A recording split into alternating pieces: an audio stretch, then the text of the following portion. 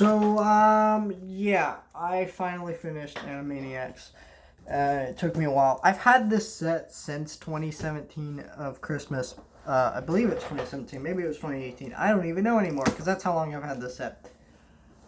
And I finally watched it all. Now, I'm making my way through it. The 6 seasons of The Happy Days, Doctor Who, David Tennant, and all that stuff. And I'm going to watch some other movies in between all this, too. So I'm trying to do all that. But this series, a lot of people love it. It's pretty popular. I was originally going to review every single episode of it.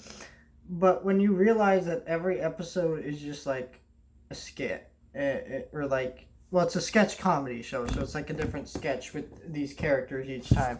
It kind of gets boring of reviewing, and I just was like, I'm not going to do that. And there's like 99 episodes of the show, so yeah, I just decided, no, I'm not going to do that. And I'll just watch the whole series, and it took me forever to do that.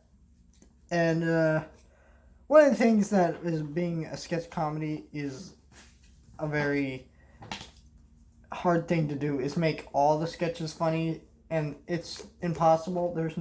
I don't think there's ever been a sketch comedy show where every single sketch within the show works. This show is no exception to that, so there are a lot that don't work. There are characters, and there's also, they reuse the same characters constantly, so when I think about, like, some of these sketches, if I didn't find them funny the first time, well, the other 100 and, or not 100, 100, not 100, the other 98 episodes of seeing that same character probably will drive me nuts, right? I never find Mime Time funny, or Good Idea, Bad Idea funny. I never found, I found the Good Feathers funny one time, which was the very first appearance. I'm like, this is pretty funny. I actually really like this. And then those characters just kind of got so overplayed that they became really boring and not really interesting to watch. It's funny at first because you're like, The Godfather, Good Feathers, and it seems funny, and their voices are funny.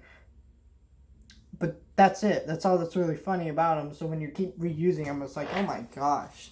The characters I consistently found funny were Slappy the Squirrel,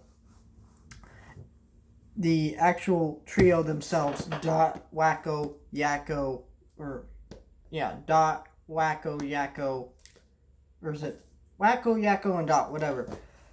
Those characters were consistently funny, and Pinky in the Brain, of course. There's a reason these characters got their own spin-off show, because their sketch is legitimately brilliant, and it has the best humor.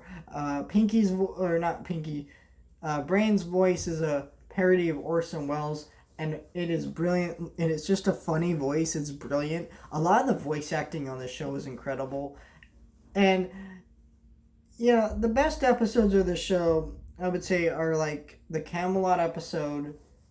I think almost any episode with Pinky in the Brain, but specifically that episode where they take a voice recording of Orson Welles and do that. That was really funny. And then there was also, trying to think of it. I can't think of it. Regardless, there's, the funniest episodes, I would say, are the ones where they're parroting something that, they clearly have a lot to say about. And I think those are really funny episodes. The music in the show is really great and fantastic. There's a lot of variety in the music, and some of it are like, the Nations of the World song, right? I know there are actual classrooms, like at schools, that use that song to teach kids the Nations of the World. That's how brilliant a lot of these songs are, that they're actually used for education purposes, some of them. And they're really catchy, a lot of them. Some of them are kind of lame. Like, I never got into that annoying Macadamia Nut song. That one drove me nuts. No pun intended. But yeah, the show is just like, for me, it's funny, but it's not always funny, so it's not like a show I can consistently watch. But I think it's a really great show. And I think if you're a fan of the show, I definitely recommend this box set. It has all the episodes. They're all put into these... here's seasons 1 through 2, and they're all each each disc here is, you know, there's 4 discs or 5 discs for each, for just about every season, except 4. 4 does not, I believe, does not. But the only thing I can say that's criticism with this set is the disc art. It does not, you know, it's when you have that kind of clear color and you just have art over it, it's really easy to dirty the disc, and a lot of these discs are dirtied, and I barely even touch these discs. I touch them once to watch them, and they're dirty, and yeah, it's not very fun when you're touching that disc, and you're dirtying up these discs and you're barely touching them. But yeah, this is, you know, they're still nice. They got, at least they have art on them, which is more than you can say from some other box sets out there for certain shows. But that's, you know, seasons 1 through 2. You know, same for seasons 1 through 3, except, you know, season 3 has 5 discs, and then season 4 is only 3 discs. It's a shorter season. But they also combined I think they also combined a lot more episodes onto these discs than they normally would, because they were concerned about space, because they'd almost have to make like another box for this. But it's also got the Wacko's Wish movie, which is like the Animaniacs movie that's in the back. So you get pretty much everything you would need if you're a fan of the show. It's right here in the set. I highly recommend it if you're a fan of the show and you like want to own the show in its entirety. Great way to do it. You know, some of those volume sets, those are nice, but they're not like entire seasons of the show, from what I understand. But here's seasons 1. You know, there's episode guides for every single season. You know, and in the back you got the plot description for Wacko's Wish in the back with some art. So that's kind of cool. And they fit into the set really nice. The only thing I wish is that there was a little bit more space in the box, so it's easier to pull these things out. Because I kind of have to see how my fingers have to go in.